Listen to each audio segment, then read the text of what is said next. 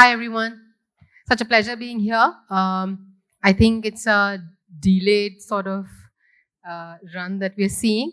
To begin with, I think it'll be great if I could introduce my guest for today and for the benefit of the audience.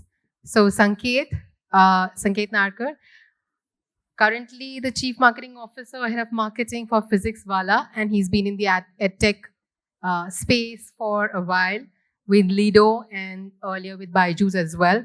So he's the man to contact in case you want to be in edtech for anything or the strategies you'd like to know of. I'd also leave some of the introduction to Sanket because I think that space has been seeing a whole lot of action, good, bad, ugly. You can always expand on that. A bit about myself. I am a Radhika. Currently I am the Chief Strategy Officer for Brand Architects, a marketing consulting firm that I have founded recently with my partner. Previously, I have been head of marketing for Tasva, Aditya Birla Group, and before that, Lenskart, and before that, The Body Shop, as a part of L'Oreal Group.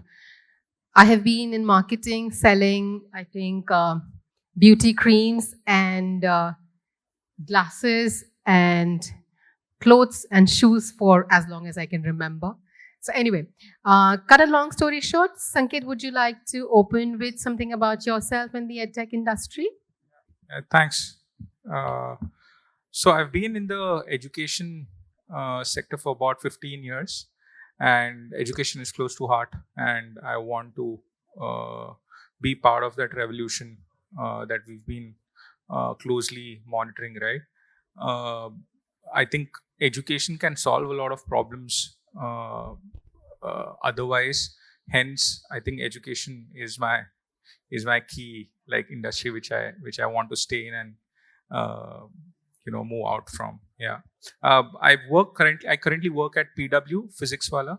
I'm not sure how many of you all know about Physics Wala. It's a education technology company, the biggest in the world right now, with the number of students that we teach and the kind of following that we have on social media and YouTube. Yeah. So why don't you give us some numbers? You say biggest in the world. So is there a number to that? Give you one number. One of our biggest paid batch is having 2.5 lakh students. Are we all audible till the end? I mean, okay. Are we? Okay, great. For a second, I felt that the audience was very quiet. And just to make sure that none of us were dozing off, I think I did that. Raise of hands, the ones who are sleeping. I'm sorry, that was a bad joke.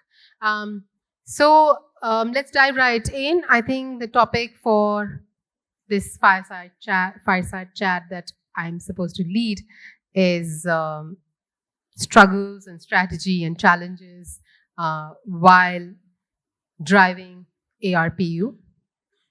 Let's take a step back and why don't you, Sanket, decode the acronym ARPU for the benefit of the uninitiated and for a further, enlightenment of the ones who are aware. Yeah. So ARPU, or average order value or average revenue per user, it only came into picture as a term like 2-3 years ago, until everyone focused towards profitability and ensuring that they get CAC controlled under ARPU. I think pre-COVID, everyone were talking about CLTV or LTV, lifetime value, because the acquisition of a customer was a challenge, right, in terms of getting it in the same amount. And hence, everyone forecasted to investors and projected to the industry that, hey, right now when I get a customer on board, I may not be profitable, but over time, when I get revenue out of that customer, I'll become profitable. So retention is the game I'm playing and not at the acquisition side. Right now, I'm spending crazy amount of monies to get new users on board, and hence ARPU is not the CAC versus ARPU is not something I'm looking at.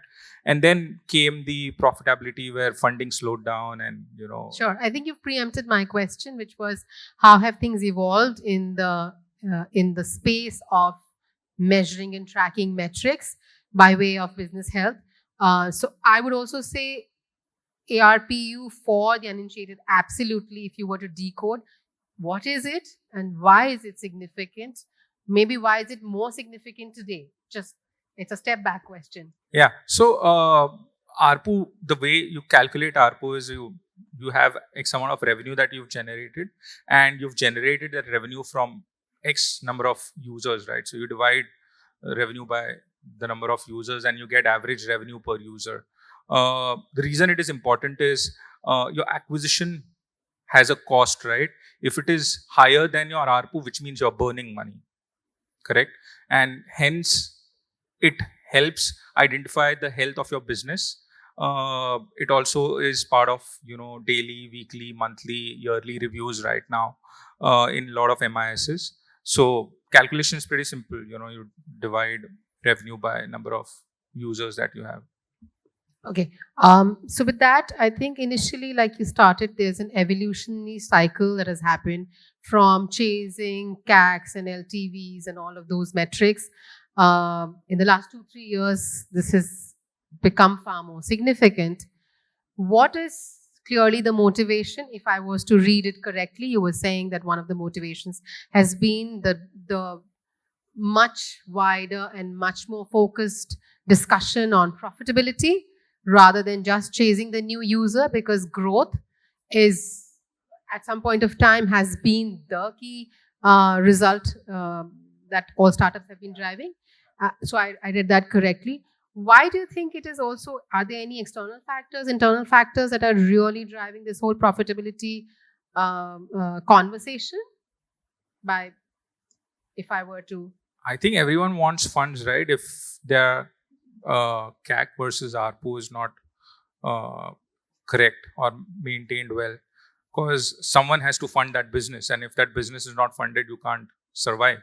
So I think primary metrics is coming from so yeah, coming from the fact that it is profitability is much larger conversation suddenly because of the lack of or the difficulty in actually getting funding.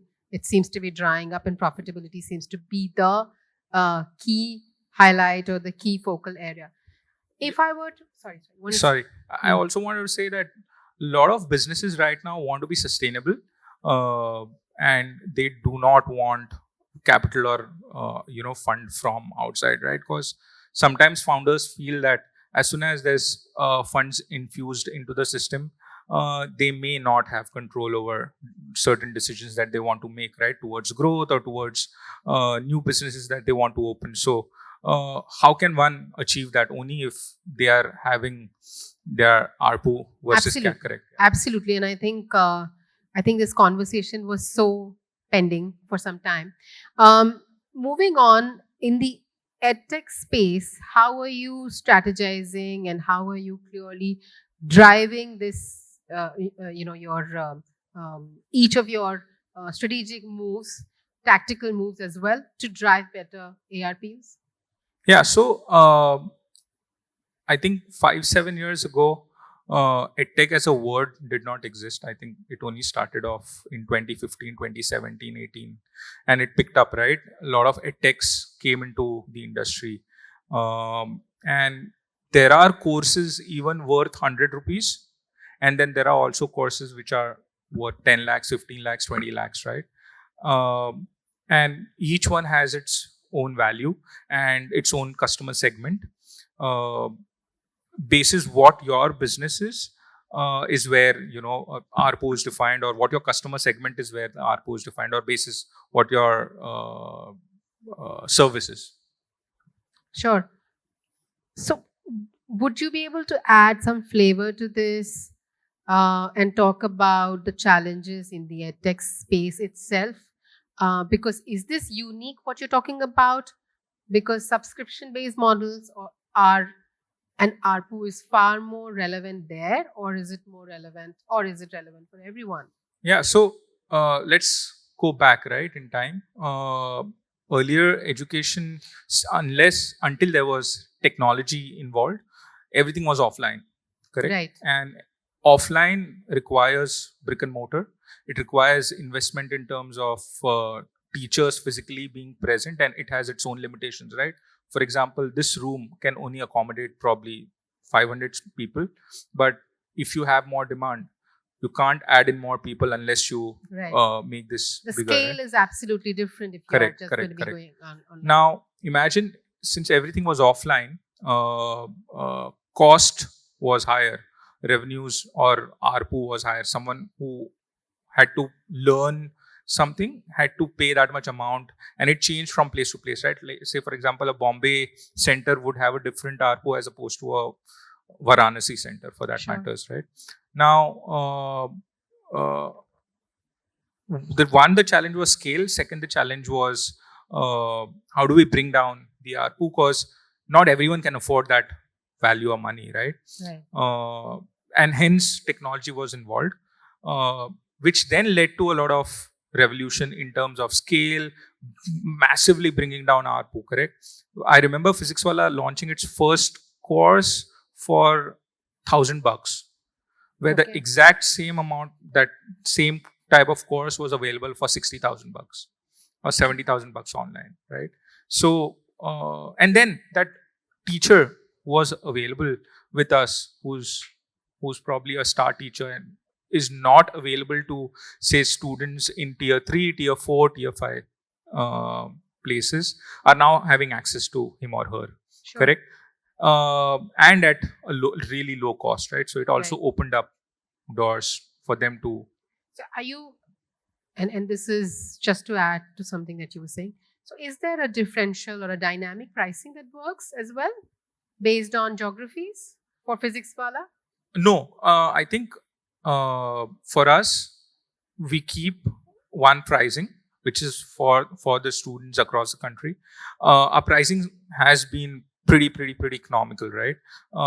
Like I said, there were courses which were ranging at 1 lakh rupees. For example, a UPSC course, someone can study for UPSC preparation under $6,000, under $8,000, which was only Unheard of. possible. Yeah, yeah. Unheard of. Or someone can study for JEE or NEET for $3,500, Okay. which was not possible earlier, right? Right. And this is the same amount of delivery, live classes. You get DPPs, you get PYQs, you have AITS. These are terms which are basically Yeah, I PYQs are don't know those acronyms.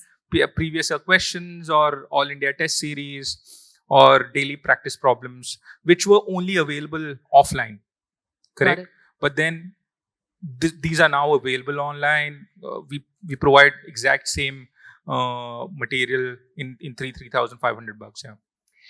So why I asked about the dynamic pricing or the differential pricing was because I have, I mean, while a conversation with UC, Urban Company, and I know the marketing folks there.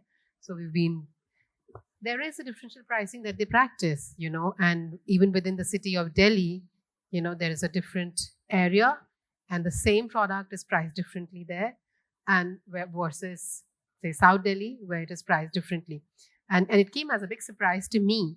So therefore I ask, now that we've established what is it and how are you really bringing things to the fore, on a generic level at this point of time, how the entire startup space is working out, and the larger goal of, say, from a consumer lens, if I were to look at this, the whole customer experience or relevance and a long-term approach to business, do you think ARPU is the right approach to go with? Because, there was the LTV and it led to a lot, it's a paradigm shift, it's a completely different strategic approach versus this instant, what is the revenue that this user is driving rather than over a period of time, what is this user going to be driving for me? So what is your view on this, the entire space and the metrics we are tracking and the businesses that we are building for a customer who's becoming increasingly fickle, time poor, is not interested in any product that takes a lot of his or her attention. So, what is your view? Yeah, so I feel ARPU as a term is for all corporates, right, or all companies, right? For customers, it's MRP, right? No, I did not mean the term being relevant for the customer, but in the larger scheme of things, the way we are thinking of, because everything is finally becoming about an experience.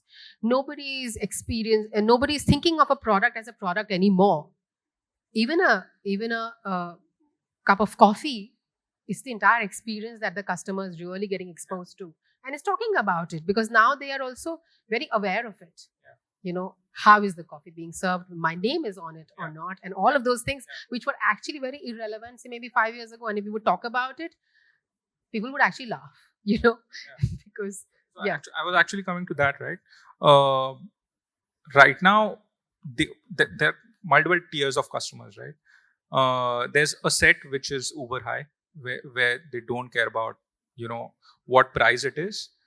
If they get the best experience with amazing service, they are ready to pay whatever money that is there. But then that's niche, right? And you can't, or there are businesses who've built just on niche uber high customers. But then scalability becomes a challenge unless they are able to upsell to those customers or build like a loyalty program. So that's number one, right? So that's one set of customers. The second set of customers, which I feel is mass in the country right now, is looking for value or deal. Correct. Let's take an example of, say, cab aggregators, right? We have 2 cab aggregators or maybe more. We have a couple of food delivery services. Now, I don't know how many of you all, if there's like assume that you want to purchase an iPhone on an e-com website, how many of you all will check another e-com website before purchasing? Yeah, so I have a feeling it's mainly looking for deals, and then assume that you have some discount on a website A, and you have no discount on website B, but the services in terms of delivery is way better in website like B, right? Would you still go in for website A or B? I think there are segments of customers, and there is. While I agree with you, but I also choose to disagree with you. As a consumer, I have seen myself, my own behavior. A mascara available on, say, Nykaa versus an Amazon versus a Zepto. I will do the comparison. I will take the time. While I may say that I don't have the time for a whole lot of things, but I still do that. And if the price differential is anything beyond even, and I don't know, I think I may sound a little, what should I say, crass. But if it's anything beyond, say, $25-$30, yes, even 30, because you're then literally saying that, what is this guy doing? Why is it more expensive here? Yeah, So, I'll follow up with that, right? Imagine you want a mascara in a month or you want it in like 10 minutes. What will you do?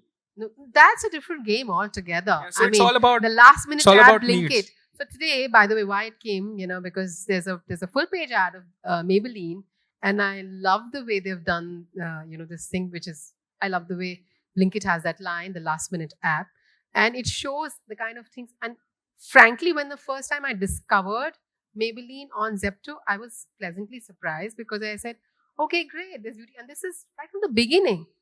And today we are going to sell fashion. We're going to sell sherwanis on Zepto and on Blinkit. That would be quite amazing. And I quite imagine 1 year back somebody approaching me and saying that, can we sell high-end fashion clothes on Q-commerce? And I was skeptical. I was like, thoda zyada ho gaya, abhi. But that's happening. I mean, look at the Flipkarts and Amazon fashion of the world. Everybody is running helter skelter. Anyway, so having a long discussion, having done that long discussion, and thank you, I think some very insightful points that you brought up. Why don't we have, if we have any questions from the audience, happy to, yes, please.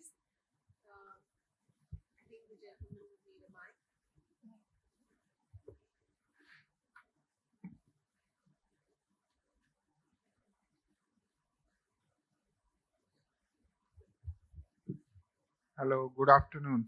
Hi, Please good afternoon. introduce yourself. Hello. Hi.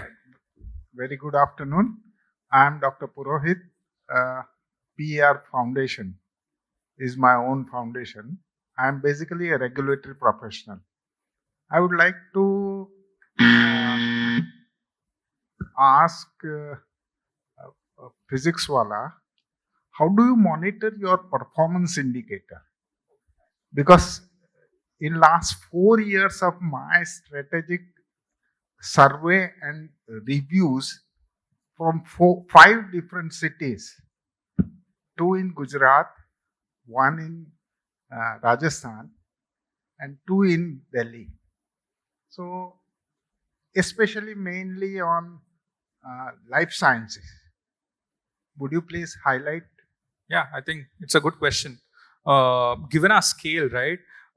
We get this question, or we asked this question ourselves, right? When we were starting, or when we had just launched Physics Wala, we asked, "Hey, we have so many students with us, and they come with some trust that hey, we will be able to deliver. We will be able to help them achieve their goal. But how do we ensure that we are able to do that, right?" So simple answer for that, I'll take both simple and the working towards it as well. The simple answer is results, right? Of the students who have subscribed to your course, how many of them are able to clear or achieve their goal? For example, if by taking up a JEE or a NEET course, their goal was to get into IITs or similar college, or get into government medical college, how many of them were able to achieve that? Okay, so that's like the end goal achievement like metric, right? Whether they were able to do that, and we get that, right? There's data available on websites, and we clearly know that hey, X amount of students were able to clear, correct?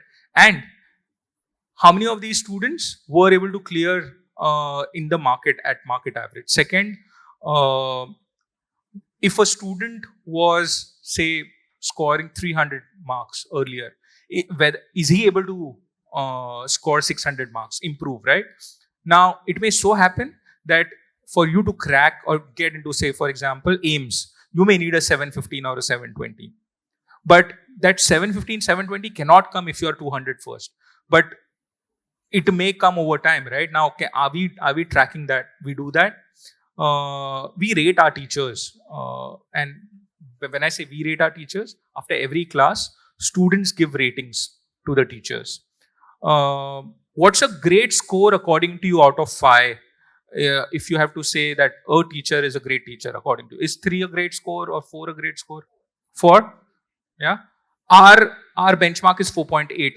Any teacher below 4.8 is a below average teacher for us, and then we take corrective actions for it, right? So I think what we've done is we've maintained the standards really high in terms of delivery. We also say that taking a physics wala class is not educational, it's edutainment, and I'll tell you why.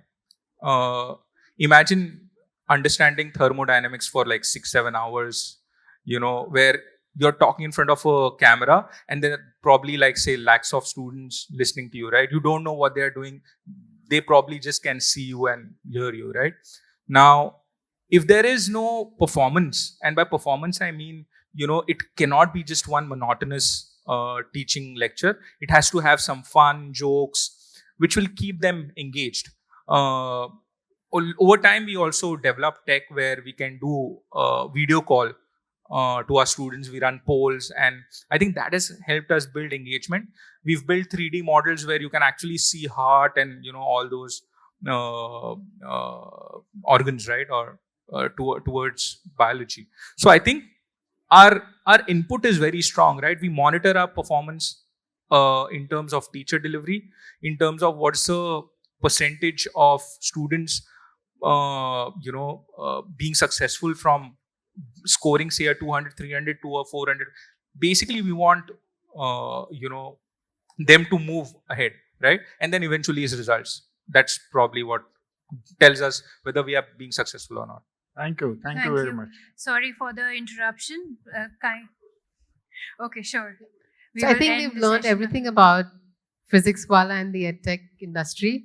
My request will be to keep the question short, and if it can be applicable for a much larger audience or segment, that will be nicer rather than just sticking to one category. My name is Kuldeep Bartaria and I have educational startup and I am former assistant professor. Although my question is clear, but I will ask that your market share is increasing. We already know. And so how can you assure the people or student or parents that a quality standard will be the same? Because it is a very big challenge for an educational startup or educational industry. So how physics wala will manage that challenge? The simple answer is results, right? Like if you are able to deliver results, then that's it. You don't need anything else. Great. Thank you so much to both our panelists, Ms. Aradhika Mehta and Mr. Sanket Narkar, for such informational, insightful discussion. Thank you so much.